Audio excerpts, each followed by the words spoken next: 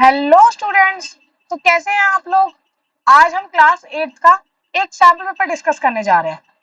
जो जो बच्चा चाहता है कि उसके एग्जाम में 95% नंबर आ जाए, वो भी एसएसटी में, क्योंकि साइंस और मैथ्स तो सारे बच्चे कर लेते हैं, लेकिन एसएसटी को हर कोई छोड़ देता है। हम सोचते हैं एग्जाम टाइम पे कर लेंगे, लर्निंग बाकी है।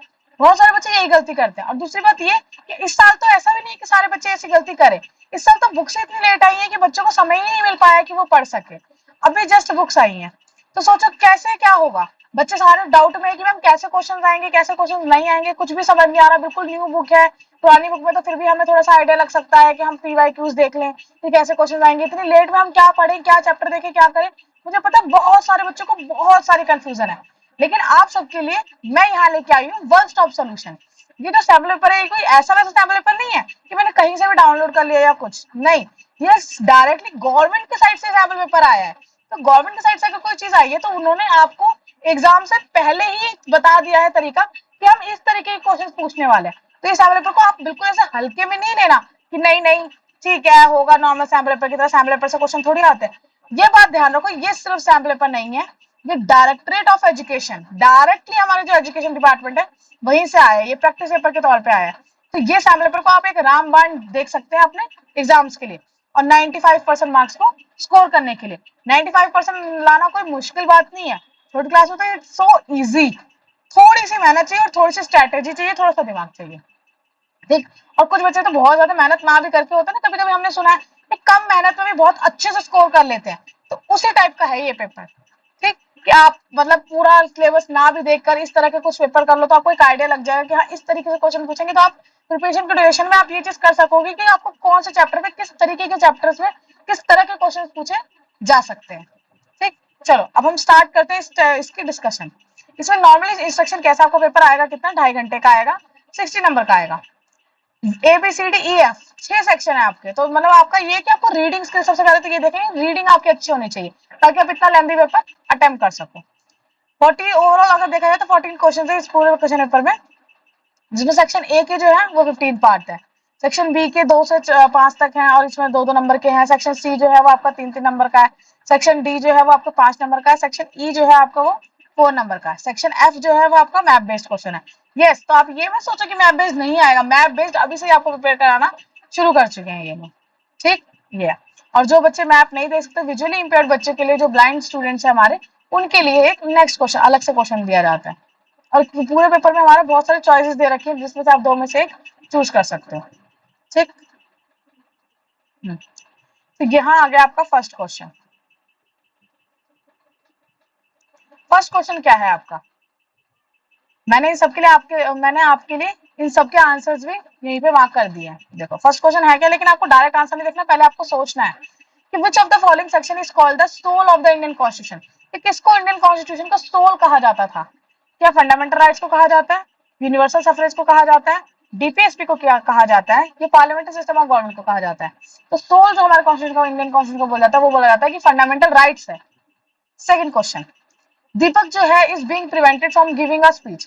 अगर किसी एक पर्सन को स्पीच देने से रोक दिया जाए तो उसको कौन सा राइट का हनन हो रहा है, फ्रीडम, राइट टू फ्रीडम का। राइट टू फ्रीडम के अंदर एक आर्टिकल आता है फ्रीडम टू स्पीच, कि उसका एक आर्टिकल जो है वो वायलेट हुआ है। तो याद रखना इसका आंसर है answer number B. Third, which of the following countries is secular, कि कौन सी कंट्रीज जो है वो सेकुलर मानी जाती है हमारे यहाँ पे।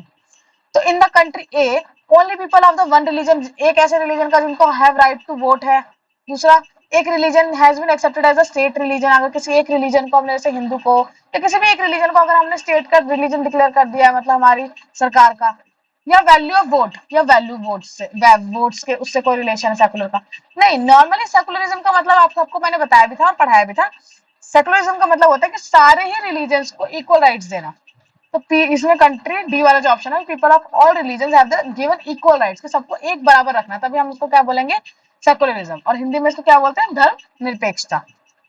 When was the government of India act pass, कि government of India act pass कब हुआ था। तो इसका करेक्ट आंसर होगा आपके ऑप्शंस में से 1947। इसमें थोड़ा बैकग्राउंड में ये भी याद रखना कि 2 ऐसे एक्ट हैं जिनको आप गवर्नमेंट ऑफ इंडिया एक्ट बोलते हो। एक है एक्ट ऑफ 1935 का। अब यहाँ पे हमारे क्वेश्चन में 1935 का ऑप्शन नहीं दिया था, इसलिए हमें सेकंड ऑप्शन चूज करना पड़ा, which is the 1947। Next question, water जो है वो आपका रिन्यूएबल रिसोर्स है। And most of the water on earth is saline. हाँ, इसमें जो स्टेटमेंट बेस्ड क्वेश्चन आते हैं, इसमें आपको करना क्या होता है, आपको पहले दोनों स्टेटमेंट रीड करनी होती है, फिर आपको ये देखना होता है कि वो दोनों करेक्ट है या दोनों इनकरेक्ट है, ये इसमें से एक करेक्ट है और एक इनकरेक्ट है, ऐसा। अब इसमें हमारे वाटर एक रिन्यूएबल रिसोर्स है, वेरी गुड, ये सही बोला है, बिल्कुल तो सही है। Most of the water on earth जो है वो हमारा सलाइन है, मतलब वो नमक वाला है, ठीक। तो हाँ, ये बात भी बिल्कुल सही है, तो दोनों ही स्टेटमेंट इंडिविजुअली वो ठीक होते हैं, तो हमारा ऑप्शन हो जाएगा ए कि both statement 1 and 2 are correct. Next question, इनमें से आपको बोला कि करंट करेक्ट मैच बताना है। प्राइमरी एक्टिविटी, प्राइमरी एक्टिविटी मैंने आपको बताई थी कि वो एक्टिविटी होती है जिसमें हम डायरेक्टली रॉ मटेरियल या डायरेक्टली नेचुरल रिसोर्सेज का यूज करके हम जो कोई काम कर रहे होते हैं, जैसे कि डायरेक्टली आपकी फार्मिंग करना या डायरेक्टली फिशिंग करना, इस तरह के जो मिनरल्स वाले काम होते हैं, ये सारी चीजें कैसी है, जो प्राइमरी एक्टिविटी है। अब बैंकिंग जो आ गई, इसने फर्स्ट ऑप्शन दिया फिशिंग, जो कि है हमारा आंसर, लेकिन बाकी ऑप्शन को भी देख लिया जाए, जैसे कि बी में बैंकिंग है। बैंकिंग कौन सी एक्टिविटी होती है, बैंकिंग हमारी सर्विसेज वाली एक्टिविटी होती है, जो कि हमारी ट्रेजरी सेक्टर में आती है। इंश्योरेंस भी आपकी ट्रेजरी सेक्टर में, और ट्रेड आपका ये भी ट्रेजरी सेक्टर में, तो तीनों चीजें ट्रेजरी सेक्टर में होगी, तो फर्स्ट वाला ऑप्शन आपका बचा फिशिंग। इसके बाद है आपका विच of the following country is leading the rice production, कि राइस की प्रोडक्शन सबसे ज्यादा कौन सी कंट्री करती है, तो वो है आपकी चाइना। एक तो प्रोडक्शन सबसे ज्यादा राइस का कहाँ पे होता है, चाइना में, ना ही ब्राजील में, ना जापान में, ना ही इंडिया में। हाँ, इंडिया हमारा कौन सी रैंक पे है, ये आप सब लोगों को कमेंट सेक्शन में बताना है। Next question, Tanzania is a part of which continent, कि तंजानिया जो है वो कौन से कॉन्टिनेंट का पार्ट है, तो वो अफ्रीकन कॉन्टिनेंट का पार्ट है। और तंजानिया की कैपिटल का क्या है, तंजानिया की कैपिटल है दोदोमा, ठीक। बाकी आप भी एक बार चेक कर लेना, मैप में देख लोगे ना तो याद रहेगा हमेशा, मैं तो बता दिया।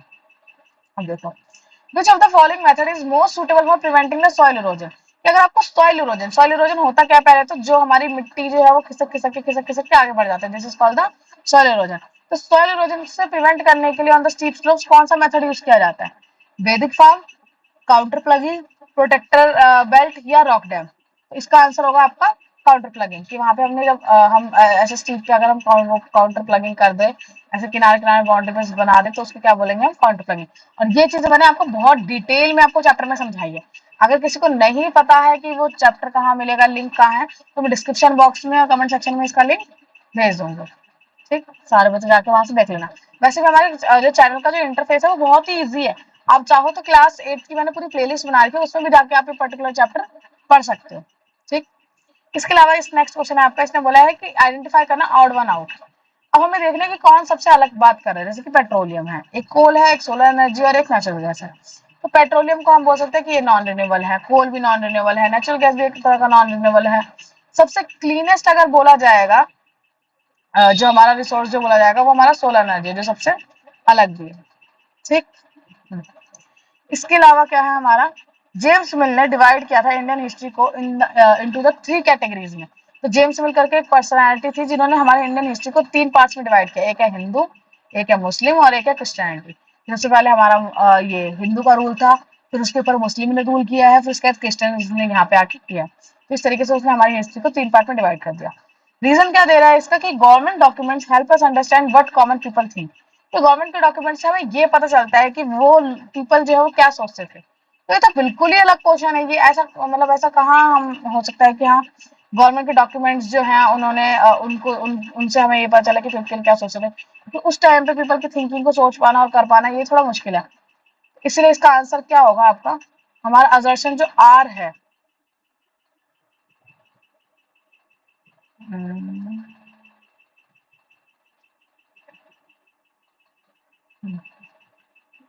हाँ ठीक है।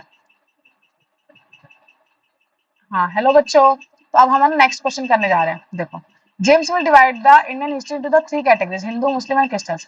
तो government documents help us to understand what common people thinks, common people क्या सोचते हैं इसके बारे में पूछा। तो ये इन दोनों में से हमारा कौन सा आंसर होगा, मतलब इसमें क्या ठीक होगा। तो फर्स्ट वाला तो हमारा बिल्कुल ही ठीक है कि हाँ ऐसा किया है उन्होंने, और सेकंड वाला भी आपका ठीक है। लेकिन यहाँ पर इन्होंने बोला था कि मतलब यहाँ पे 4 ऑप्शंस है। फर्स्ट वाले में बोला कि फर्स्ट और सेकंड दोनों करेक्ट है और आर जो है वो इसका रीजन है। सेकंड वाले में बोला है कि दोनों करेक्ट है लेकिन आर इसका रीजन नहीं है। और थर्ड वाले में बोला है कि ए इज करेक्ट है और बी इज इनकरेक्ट है। और फोर्थ वाले में बोला है कि ये आपका इनकरेक्ट, ये आपका इनकरेक्ट है और ये आपका करेक्ट है। तो यहाँ पे हमारा ऑप्शन होगा हमारा बी, कि हमारे दोनों ही करेक्ट है बट ये इसका एक्सप्लेनेशन नहीं कर रहा है इसका रीजन।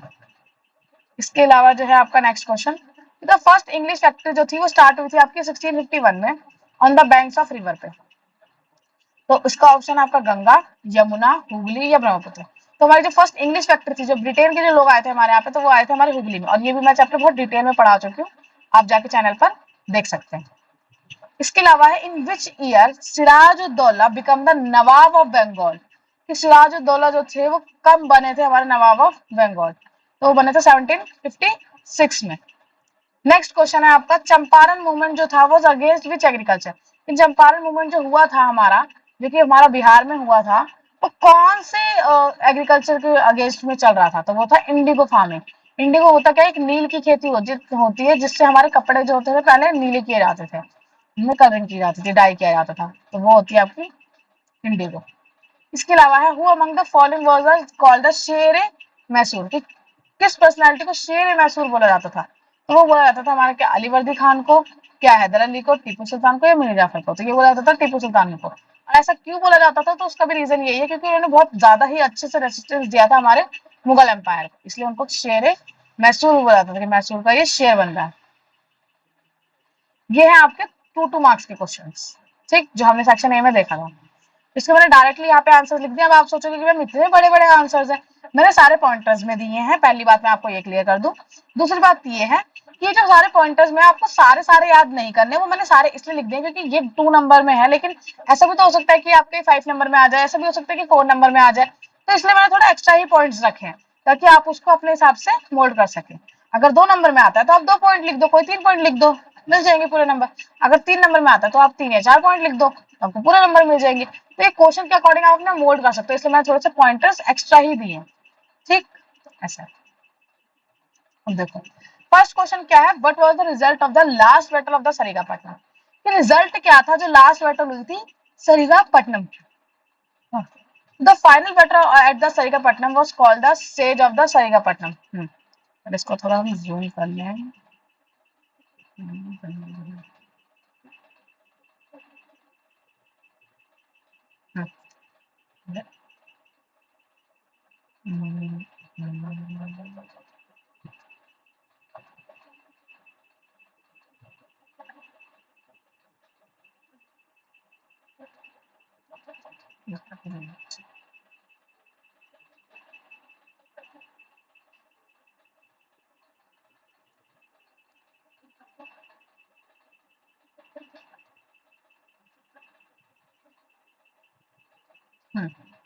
तो यहाँ पे आपका क्या था कि क्या रिजल्ट रहा था आपका लास्ट बैटल ऑफ सरिंगापट्टनम का, जो फाइनल बैटल हुआ था सरिंगापट्टनम का, उसको हम तो सेज ऑफ सरिंगापट्टनम भी बोलते हैं।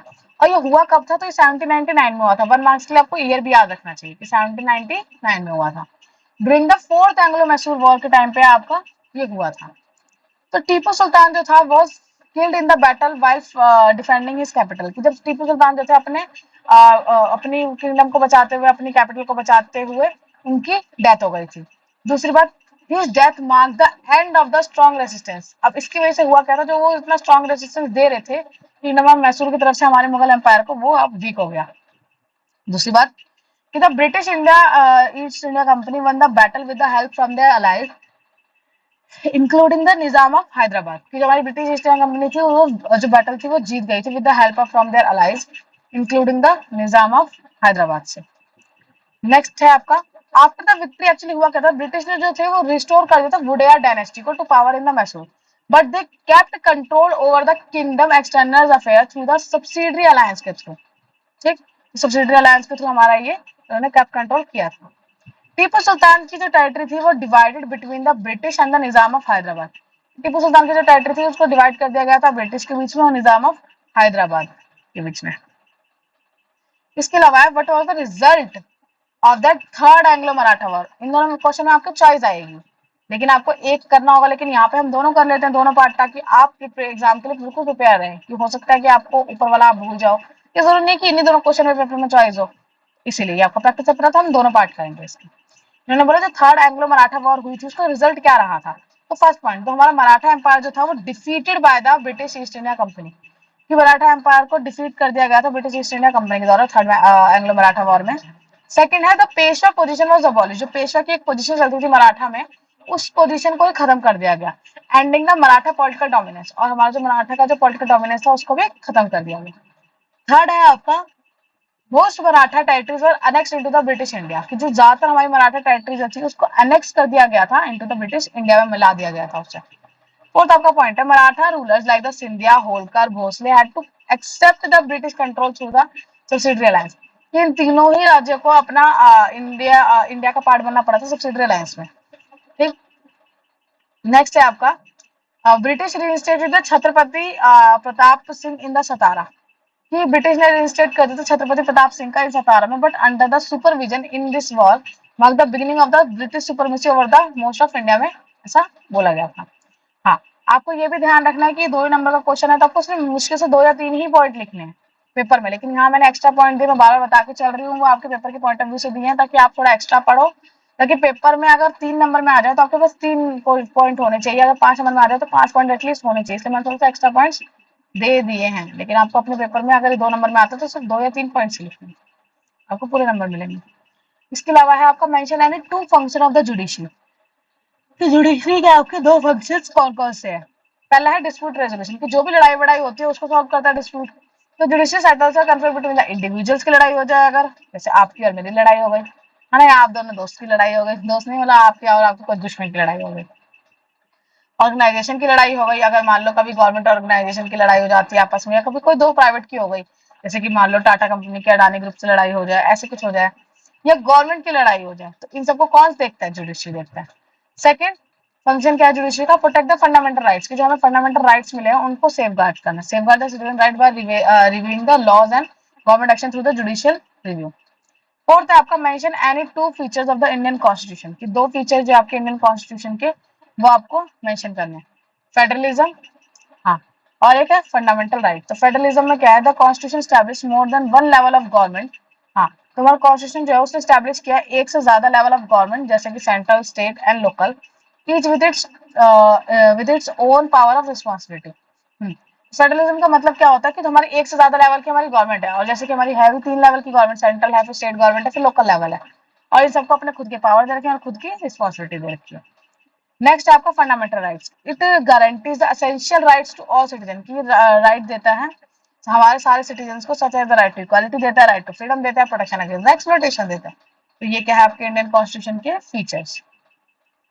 नेक्स्ट आपका है कि right the importance of the universal adult franchise. Universal adult franchise में क्या उसकी इंपॉर्टेंस होती है? तो फर्स्ट आपकी वो चीज है इक्वालिटी इन वोटिंग, की वोटिंग में इक्वालिटी देते हैं। कोई भी एडल्ट सिटीजन, ठीक है, कोई भी एक वयस्क बंदा, कोई भी अगर वयस्क इंसान जिसका कोई भी कास्ट हो, किसी भी कास्ट का हो, किसी भी जेंडर का हो, चाहे लड़की हो, चाहे लड़का हो, चाहे ट्रांसजेंडर हो, या कोई भी रिलीजन का हो, हिंदू हो, मुस्लिम हो, सिख हो, ईसाई, कोई भी हो, हमारा इनकम किसी भी हो, चाहे बिल्कुल ही लो लेवल का वर्कर हो या चाहे बिल्कुल अडानी और अंबानी जैसे ग्रुप हो, has a right to vote. उन सब लोगों को क्या है? राइट टू वोट है। And this ensures the equal protection in the democracy.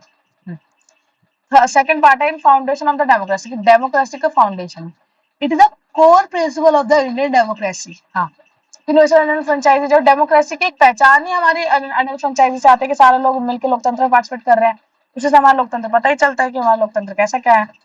Allowing people to choose their representative, की हमें एक ऐसा राइट देता है कि हम लोगों को चुन सकते हैं। थर्ड है आपका प्रोटेक्शन अगेंस्ट द डिस्क्रिमिनेशन, की प्रोटेक्शन देता है कि हमारे साथ कोई भेदभाव नहीं होगा, ये रिमूव कर देता है सारे बैरियर, जैसे कि सोशल या economic status, promoting the fairness and the inclusion. Fourth है आपका accountability of the leaders. Elected leaders are answerable to the people, हमारे इलेक्टेड लीडर्स जो होते हैं वो हमारे क्या है? आंसरेबल है हमारे पीपल के लिए। As citizen have the power to vote them in on out, हाँ, कि यहाँ पे ये क्या करता है कि अकाउंटेबिलिटी भी देता है लीडर्स को, कि वो आंसरेबल हो लोगों के लिए, क्योंकि लोगों ने उनको चुना है, तो इसके तहत लोग इनसे सवाल भी पूछ सकते हैं। अब आप सोचोगे कि लोग डायरेक्टली तो नहीं पूछते, तो ये भी हमने डिटेल में पढ़ा है कि लोग डायरेक्टली नहीं पूछते, लेकिन लोग अपने रिप्रेजेंटेटिव के थ्रू इसको पूछते हैं। ठीक, इसके अलावा है आपका encourage civic participation. Civic participation का मतलब ये है कि मोटिवेट करता है सिटीजन को कि वो एंगेज हो हमारे पब्लिक अफेयर्स में और अंडरस्टैंड कर their rights and responsibilities. Next question.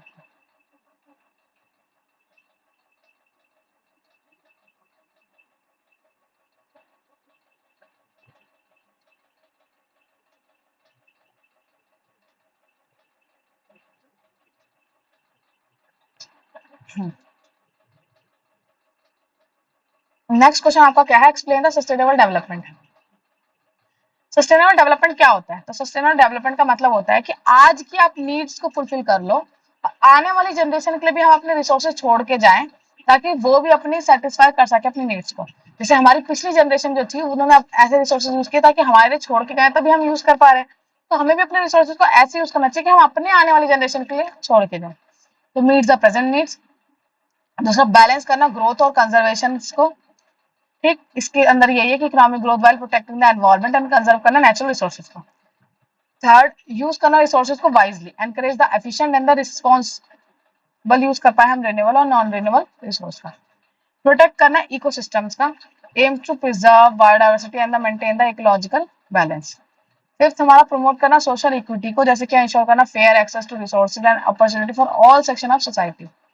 Support करना innovation and clean technology, encourage करना the use of the eco friendly technology and the sustainable practice in the industry and agriculture. तो ये सारे क्या है आपके सस्टेनेबल डेवलपमेंट की है। हमें अपने इकोसिस्टम को प्रोटेक्ट करना चाहिए, हमें अपने सोशल इक्वालिटी को आसपास देखना चाहिए कि हमें फेयर एक्सेस हो, सारे रिसोर्सेज सब लोग ले पाए।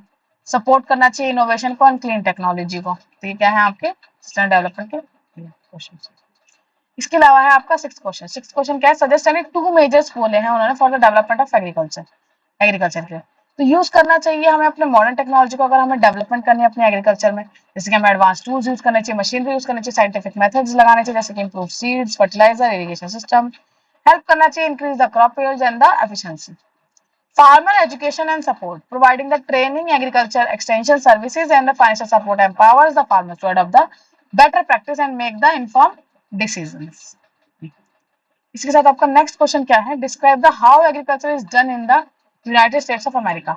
यूनाइटेड स्टेट्स ऑफ अमेरिका में आपके कैसे एग्रीकल्चर क्या होता है? एक मिनट।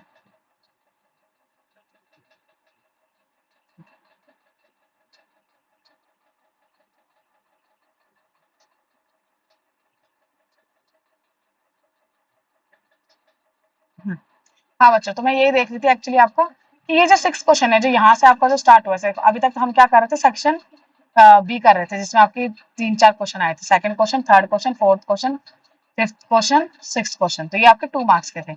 यहाँ से आपके क्या स्टार्ट हो गए, 3 मार्क्स से क्वेश्चन स्टार्ट हो गए। इसमें आपको 3 मार्क्स के अकॉर्डिंग लिखना है। तो इसने पहला यही देखा था, describe the how agriculture is done in the United states of America. United states of America में जो थे वो कैसे एग्रीकल्चर होता है। तो वहां पे जो फार्म का साइज होता है वो बहुत बड़ा होता है, 250 से लेकर 300 हेक्टेयर तक होता है, unlike the small holding in India. उनका यहाँ पे साइज तो पहले बात तो ह्यूज है।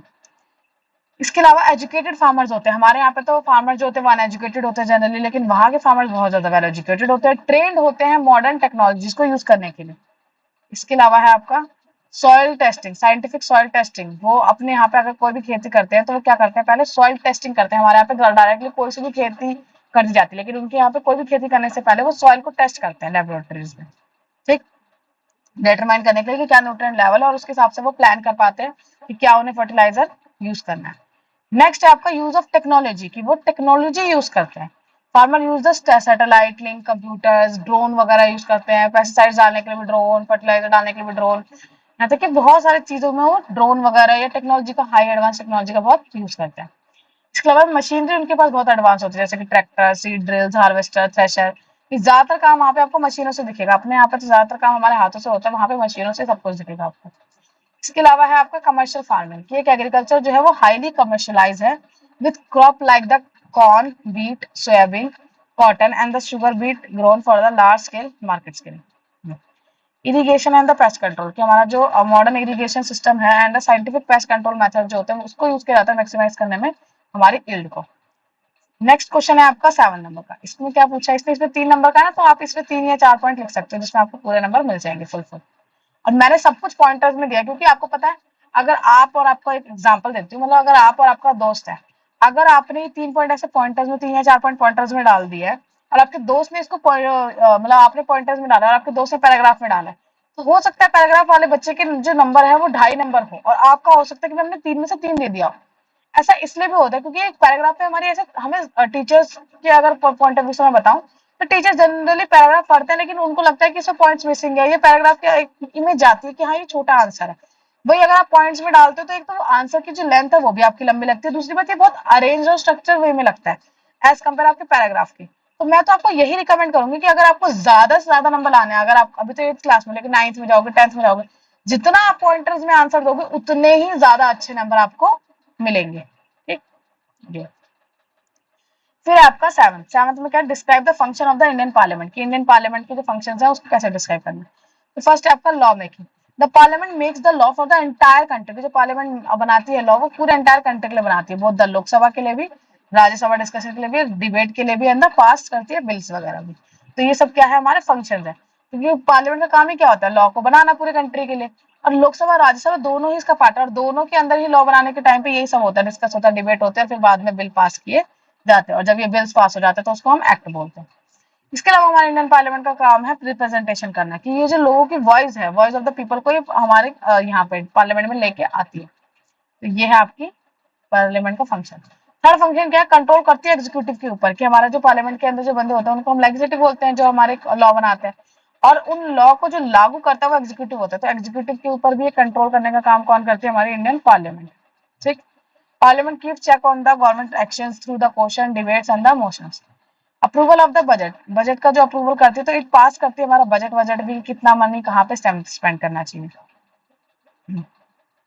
इसके अलावा है आपका प्रोटेक्शन ऑफ द राइट्स, ये इंश्योर करती है कि हाँ हमारे लॉ एंड जो पॉलिसीज है प्रोटेक्ट करना the rights and the freedom guaranteed by the constitution. इसके अलावा आपका फोरम फॉर डिस्कशन, की एक तरीका होता है कि आप डिस्कशन कर सकते हो, या आप मोटे मोटे पॉइंटर्स भी याद कर लोगे ना इसमें से, और आप अंदर कुछ भी बना दोगे, मतलब अगर ढंग से भी कुछ लाइन फ्रेम कर दोगे तब भी आपको मिल जाएगा इसके नंबर। मतलब मैं ऐसा नहीं बोल रही कि आप पूरा पूरा याद करो, इसलिए मैं समझा रही हूँ, ताकि आप जितना हो सके पॉइंटर्स के थ्रू पॉइंटर्स याद करके चले जाओ, पूरा पूरा नहीं याद हो रहा है, इन पॉइंटर्स को वहां पे पेपर में जाके समझा देना, दैट्स इट। ठीक, फिर आपका नेक्स्ट क्वेश्चन है एग्जाम्पल्स देने कि कैसे लॉ जो है हमारे इंडिया में बनाया जाता है।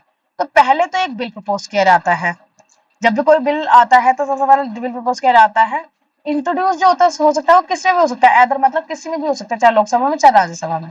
जैसे कि राइट टू एजुकेशन एक्ट जो स्टार्ट हुआ था वो हमारे पार्लियामेंट में हुआ था। अब है उसके ऊपर डिबेट होती है एंड डिस्कशन होती है, उसके ऊपर डिबेट एंड डिस्कशन करते हैं। अब देखो 3 नंबर में आपको हर जगह एग्जांपल लिखने की जरूरत नहीं है, आप डायरेक्टली सिर्फ पॉइंटर्स लिख सकते हैं कि प्रपोजल होता है बिल का, जिसके अंदर ये दोनों एदर किसी में भी हो सकता है। फिर आप डिबेट एंड डिस्कशन वाला पॉइंट लिख के बता सकते हो कि हाँ डिस्कस कर सकते हैं बिल का purpose, impact and details, changes में भी सजेस्टेड। और यहाँ पे अगर कोई भी चेंजेस सजेस्ट करने होते हैं कि नहीं इसमें ये चीजें होनी चाहिए, ये चीजें नहीं होनी चाहिए, इस तरह की जो चीजें हैं ये भी आपकी की जाती है इसमें। इसके बाद है आपका third point voting and approval, की जब डिबेट और डिस्कशन हो जाता है तो उसके ऊपर क्या की जाती है, आपकी वोटिंग की जाती है। तो after discussion the bill is voted on, it passed in one house, एक हाउस में पास होकर it goes to the other for approval में ही जाता है। इसके बाद होती है प्रेजेंट का असेंट मिलता है, प्रेजेंट या तो उसको अप्रूव कर देगा या तो उसे नहीं अप्रूव करेगा। तो प्रेजेंट अगर अप्रूव कर देता है तो फिर वो क्या बन जाता है, एक लॉ बन जाता है, फिर उस न्यू लॉ की इंप्लीमेंटेशन होती है। तो क्या क्या स्टेप्स हुए, proposal of the bill, debate and discussion, voting and approval, present के साइन एंड लास्ट इम्प्लीमेंटेशन।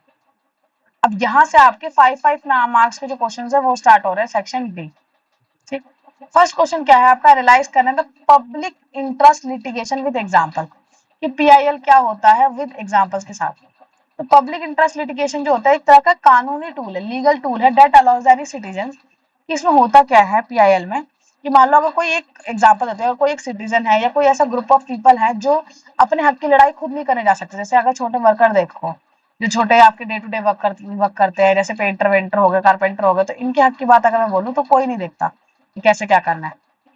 तो होता क्या है एक्चुअली में कि ये लोग इसका अब देखो, अब इनके हक की बात है, मान लो इनको गवर्नमेंट ने बोल रहा है कि मिनिमम 300 तो वेजेस मिलने चाहिए और इनको सिर्फ 200 मिल रहे हैं।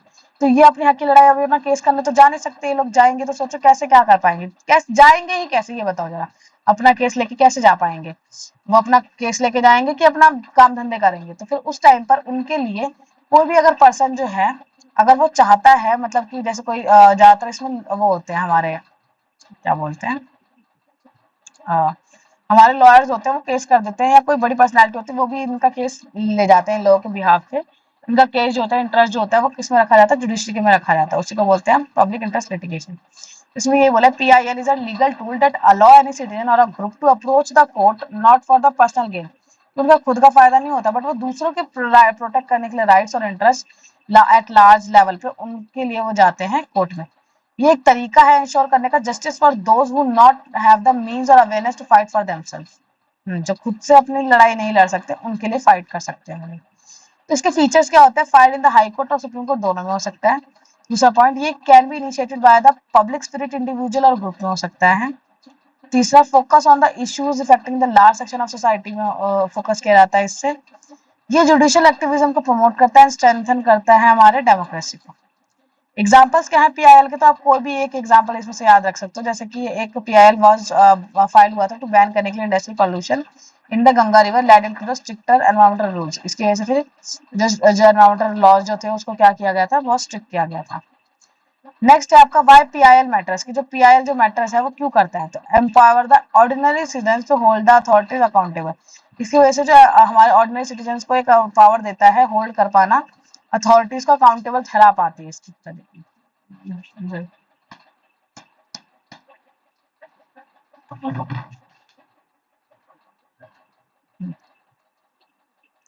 सॉरी, एम्पावर कर पाती है the justice for the marginalise. हाँ, इंश्योर कर पाती है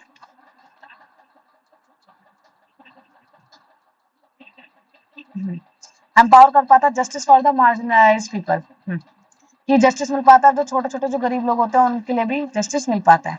थर्ड है, स्ट्रेंथन कर पाता है the role of the judiciary in protecting the constitutional right को प्रोटेक्ट हो पाता है।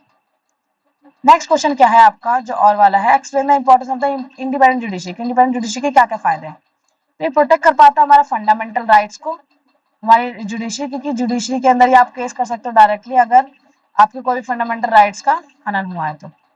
दूसरा है, चेक करता है गवर्नमेंट की पावर को, it acts on the check on the power of the legislative executive and preventing the misuse and the abuse of authority. तो जुडिशरी के थ्रू ही वो जुडिशरी जो है चेक एंड बैलेंस लगाती है लेजिस्लेटिव और एग्जीक्यूटिव पे, अगर वो कोई मनमानी कर रहे हो प्रिवेंट करती है कि कोई भी तुम मिसयूज या अब्यूज नहीं कर सकते किसी अथॉरिटी की। थर्ड है, इंश्योर द फेयर जस्टिस, की जजेस जो होते हैं make decision based on the law not the political pressure, ensure the justice is impartial and unbiased, fair justice देता है। इसके अलावा है आपका अपहोल्ड करता है हमारे रूल ऑफ लॉ को, everyone is equal before the law, चाहे वो रिच हो, चाहे पुअर हो, चाहे पावरफुल हो, चाहे कोई भी ऑर्डिनरी ये हो। इसके अलावा स्ट्रेंथन करता है हमारी डेमोक्रेसी को, प्रोटेक्ट करता है हमारे राइट्स को, इंश्योर करता है फेयर ट्रायल्स और पब्लिक ट्रस्ट बनाता है हमारे डेमोक्रेटिक इंस्टीट्यूशंस में। इसके अलावा है आपका क्वेश्चन नंबर 9। क्वेश्चन नंबर 9 क्या था आपका कि 5 मेजर्स बताने हैं वाटर कंजर्वेशन के। तो बहुत ही इजी है आप लोगों के लिए। रेन वाटर हार्वेस्टिंग की, जो भी बारिश आती है उसका पानी आप कलेक्ट कर सकते हो रेन वाटर का रूफटॉप्स पे, ओपन स्पेसेस में, और रिचार्ज कर सकते हो। इससे आप ग्राउंड वाटर को रिड्यूस कर सकते हो, dependence on the external water resource पे आपकी डिपेंडेंसी कम हो सकती है। थर्ड है आपका efficient water use in the agriculture. Efficient water use कर सकते हो आप एग्रीकल्चर में, जैसे कि ड्रिप इरिगेशन, स्प्रिंकल इरिगेशन। ये इसके एग्जांपल्स दिए। 10 पॉइंट नहीं है एक्चुअली, ये पॉइंट है, ये एग्जांपल है, ये पॉइंट है, ये एग्जांपल, ठीक है, इसी का एक एक्सप्लेनेशन वर्जन है। हाँ, तो आपका एफिशिएंट यूज कर सकते हो आप एग्रीकल्चर में, ठीक। इसके अलावा आपका वाटरशेड मैनेजमेंट है। वाटरशेड मैनेजमेंट मतलब वही कि आप प्रोटेक्ट कर सकते हो, रिस्टोर कर सकते हो नेचुरल ड्रेनेज सिस्टम को, help the retain water in the soil and improve the ground water level. Directly आप गड्ढा खोद के वहीं पे कोई पानी जमा कर सकते हो, जैसे आप रेन वाटर का कर रहे थे। इसके अलावा आपका प्रिवेंटिंग द वाटर पॉल्यूशन, कि आप जो वाटर पॉल्यूशन है उसको आप प्रिवेंट कर सकते हो, अवॉइड कर सकते हो कि डंपिंग ना हो कोई भी इंडस्ट्रियल वेस्ट वगैरह का आपके आसपास के जो भी रिवर्स वगैरह जा रही है, क्योंकि इससे पूरी रिवर पॉल्यूट होती है। अफॉरेस्टेशन और सॉइल कंजर्वेशन कर सकते हो, आप नए नए पेड़ लगा सकते हो, सॉइल को कंजर्व कर सकते हो इस चीज के लिए, ठीक। इसके अलावा है आपका 10th क्वेश्चन। 10th में आपको पहले पैराग्राफ पढ़ना है, उसके बेसिस पे आपको आंसर्स देने हैं। देखो इसने बोला था by the early 19th century में detail survey have been carried out on the map of the country, के in the villages में revenue surveys were conducted। तो revenue surveys जो थे वो कंडक्ट करे गए थे, and the efforts was to known as the topography, जिसमें आपकी topography, soil quality, flora, fauna and the local histories and the cropping pattern, all the facts seen as the necessary to know that the about the administration in the region. From the end of the 19th century, census operations were held every 10 years. This prepared detailed records on the number of people in all the provinces of India, noting information on caste, religion and occupation. तो there were the many other survey, जैसे कि botanical सर्वे, zoological survey, archaeological survey, ये सारे सर्वेस कराए जाते हैं। तो इसमें एक टाइप का सर्वे पूछा था, तो आप इनमें से कोई सा भी सर्वे आप मेंशन कर सकते हो, ठीक। इसके बाद इसने पूछा था कि after how many years was the census were decided to be conducted, कि कितने ईयर्स के बाद सेंसस होता है, तो यहाँ पे लिखा था कि census operation was held in every 10 years, every 10 years के बाद। इसके बाद आपका question, why did the British government conducted the service of the different region in the country, British government क्यों सर्वे कराती थी उस टाइप पे कंट्री का? तो जानने के लिए कि हमारी टोपोग्राफी, सॉइल क्वालिटी कैसी है, क्रॉप पैटर्न और फ्लोरा फाना कैसा है। इतने सारे पॉइंट्स नहीं लिखने, आप इनमें से कोई सा भी 2 पॉइंट लिख सकते हो, जो कि आप यहाँ से भी लिख सकते थे कि नो करने के लिए सॉइल की क्वालिटी, फ्लोरा फाना, ये वाली चीज। Effort was to know the topography, soil quality, flora fauna and the local histories and the cropping pattern. ठीक, नेक्स्ट है यहाँ पे, the takeoff point for the democracy is the idea of consent, desire, approval, and participation of people. It is a decision of people that creates a democratic government and decide करते हुए about its functioning. Basic idea क्या है democracy का? That the individual or the citizen is the most important person that in the principle of government as well as the other public institution need to be have trust of these citizens. इसमें आपको इसने पूछा है कि democracy क्या होती है, तो डेमोक्रेसी तो मैंने आपको पढ़ाया था बहुत डिटेल में। Democracy means the government of the people, by the people, for the people and where people choose their representative. एक ऐसी गवर्नमेंट का मतलब ये होता है कि लोगों का ही शासन है, लोगों के द्वारा है, लोगों के लिए है, और जहाँ पे वो अपने जो रिप्रेजेंटेटिव को खुद चूज करते हैं। सेकंड क्वेश्चन है, what is the basic idea behind the democracy, basic idea क्या है डेमोक्रेसी के behind? The basic idea is that the individual system is the most important and the government must have the consent and trust of the people. ये basic idea क्या होता है individual citizen का? is the most important and government must have consent होना चाहिए, trust of the people होना चाहिए। इसके अलावा क्या है आपका idea of the consensus is the starting point of democracy, कि हमारा आइडिया क्या है कंसेंसस का in the starting point of the democracy. It mean that the democracy begins with the consent of people, कि डेमोक्रेसी जो start होती है वो कंसेंट ऑफ पीपल से होती है। Government functions only when citizens give their approval, government तभी functions कर पाती है जब उनको अप्रूवल मिलते हैं and agree with the decision and participate करती है वो गवर्नेंस में। इसके बाद आपका क्वेश्चन है कि renewable resources are those which get renew and replenish quickly, some of these are unlimited and are not affected by the human activities, जैसे कि हमारा सोलर और विंड एनर्जी। Yet carelessness जो होता है use of the renewable resource like the water, soil and forest can affect their soil stock. ये अगर हम इसका बहुत ही ज्यादा हम उसका यूज कर ले, वो बहुत गंदे तरीके से अगर यूज करें तो इसकी वजह से भी हमें दिक्कत हो जाती है। वाटर जो है वैसे तो अनलिमिटेड रिन्यूएबल रिसोर्स है, but shortage and drawing up of the natural water resources की वजह से हमारी मेजर प्रॉब्लम बनती जा रही है पूरे वर्ल्ड में। तो फर्स्ट क्वेश्चन क्या है इसका कि what are the renewable resources? तो वही फर्स्ट लाइन में renewable resources are those which get renew and replenish quickly, ठीक, और वो भी बाय द नेचुरल प्रोसेस। इसके बाद इसने बताया था कि एक एग्जांपल बताओ रिन्यूएबल रिसोर्स का, तो इनमें से कितना भी लिख सकते हो आप, जैसे कि यहाँ पे इसने बताया कि soil, solar and the wind energy का, solar energy, wind energy, water energy, ठीक, फॉरेस्ट। वाटर जो आपका रिन्यूएबल रिसोर्स है, but why there is a shortage, तो इतना ज्यादा शॉर्टेज क्यों है? क्योंकि केयरलेसनेस यूज हो रही है, वो भी यहीं से हुआ कि केयरलेसनेस यूज हुई है, ओवर एक्सप्लॉइटेशन करते हैं लोग, पॉल्यूशन करते हैं और ड्राइंग अप हो रहा है हमारा नेचुरल रिसोर्सेज का। तो ये सब आप यहीं से मेंशन कर सकते हो।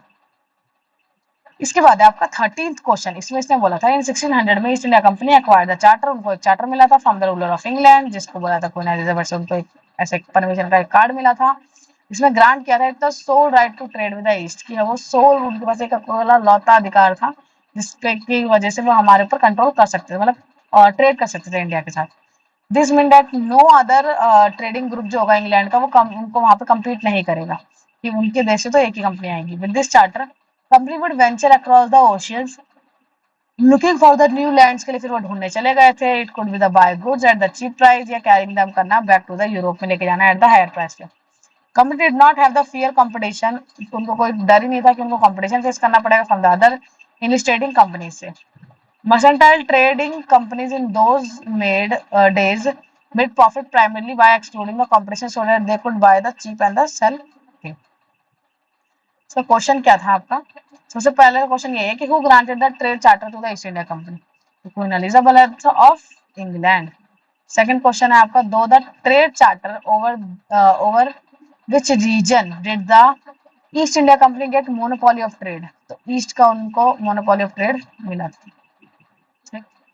But benefited the east India company get from the charter से उन्हें क्या बेनिफिट मिला था? उनको यहाँ पे मोनोपोली मिल गई थी ट्रेड की, कोई कंपटीशन नहीं फेस करना था उन्हें अदर कंपनीज से, एंड कुड बाय कर सकते थे चीप गुड्स को इंडिया से और सेल कर सकते थे हाई प्राइसेस पे इन द यूरोप। अब यहाँ पे है आपका बहुत इंपॉर्टेंट और बहुत इंटरेस्टिंग सा चैप्टर नहीं क्वेश्चन।